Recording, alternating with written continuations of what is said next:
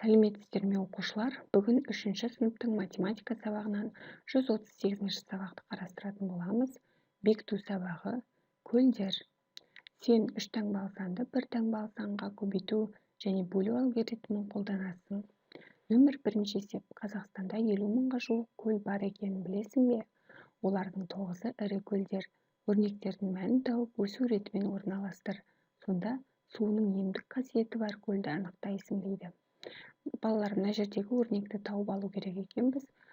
Сол өрнектің мәндерін өсу ретімен жазсақ, біз емдік қасиеті бар көлді анықтай алады екенбіз.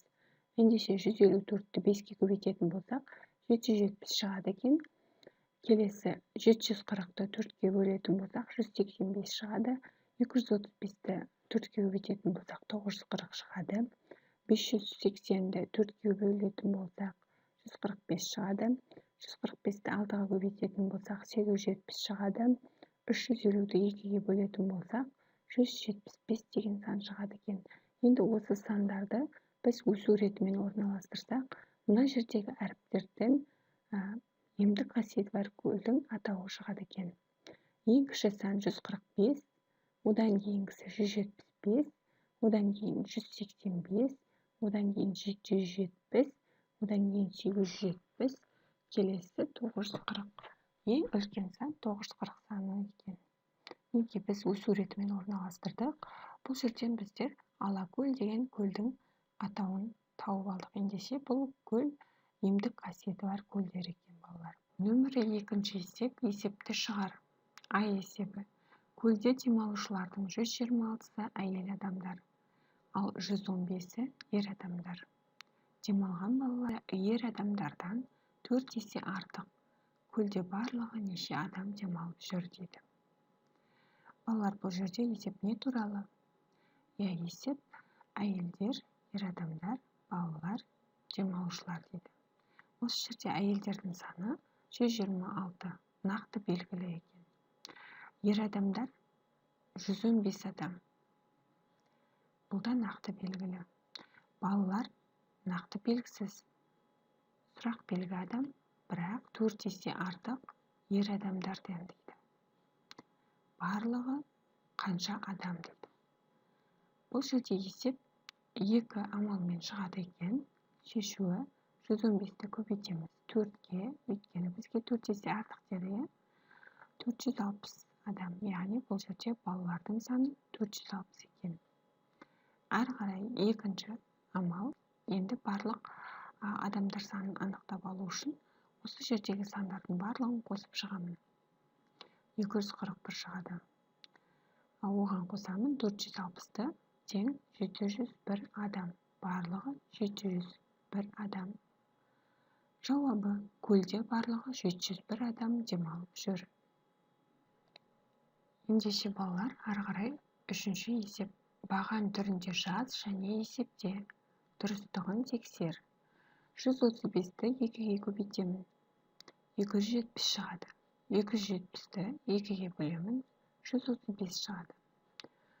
370-ті 2-ге бөлемін. 185 шығады.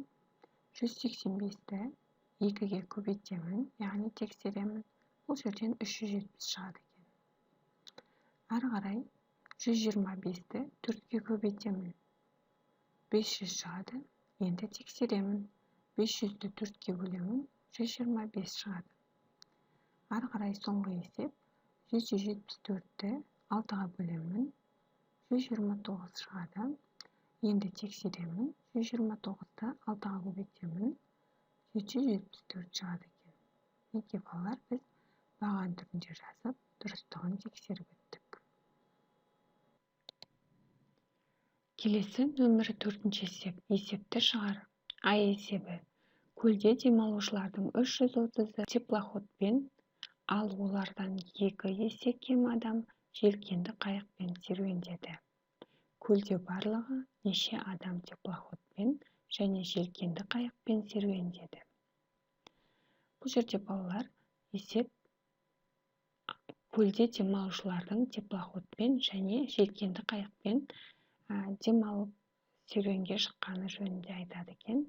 Теплоходпен 330 адам, желкенді қайықпен белгісіз адам, бірақ 2 есе кем теплоходтағы адамдардан дейді. Бізге барлық адамның санын табу керек екен. Ендеше шешуі 2 амалмен шығады.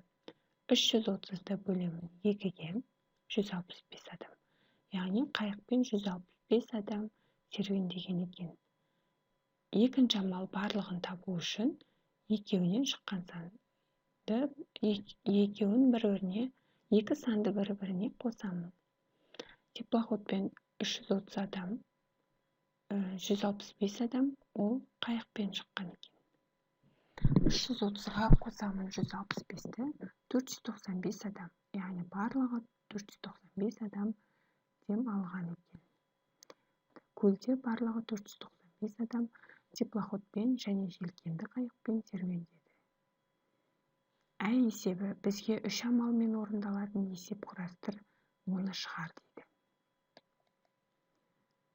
3 амалмен орындалатын есеп құрастыратын болсақ, теплоходпен 160 әйел, 170 ер адам, желкенді қайықпен белгісіз адам, бірақ 2 есе кем теплоходпен демалғандардан. Барлығы қанша адам? Ендеше есептің шешуі 3 амалмен шығады екен. 160-қа 170-ті қосамын, 330 адам теплоходпен демалған екен. 330-ды бөлемін 2-ге 165 адам қайықпен демалған екен. Енді теплоходтағы және қайықтағы адамдардың санын қосып, барлық серуендеген адамды тауып аламыз. 330-ға 165-ті қосатын болсақ, 495 адам. Барлығы 495 адам теплоходпен және желкенді қайықпен серуендеді деген жауап жазамыз. Нөмірі 5-ші есеп. Баған түрінде жаз және есепте. Дұрыстығын тексер. 174 көбейтілген 4. 175 көбейтілген 4. Мәні 700-ге тең екен. Енді тексеремін. 700-ді 4-ке бөлемін, 175 саны шығады. Келесі есеп. 115-ті 6-ға көбейтемін, 690 шығады. 690-ды 6-ға бөлемін, 115 шығады. Келесі есеп. 870-ті 6-ға бөлемін, 145 саны шығады. Енді тексеремін. 145-ті 6-ға көбейтсем, 870 шығады. Келесі есеп. 690-ды 5-ке бөлемін, 138 шығады.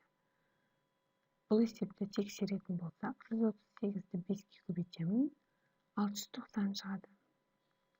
225-ті 4-ке көбейтетін болсам, 900 шығады. 900-ді 4-ке бөлетін болсақ, 225 шығады. Келесі есеп. 114-ті 5-ке көбейтетін болсақ, 570 шығады. Тексеремін. 570-ті 5-ке бөлемін, 114 шығады.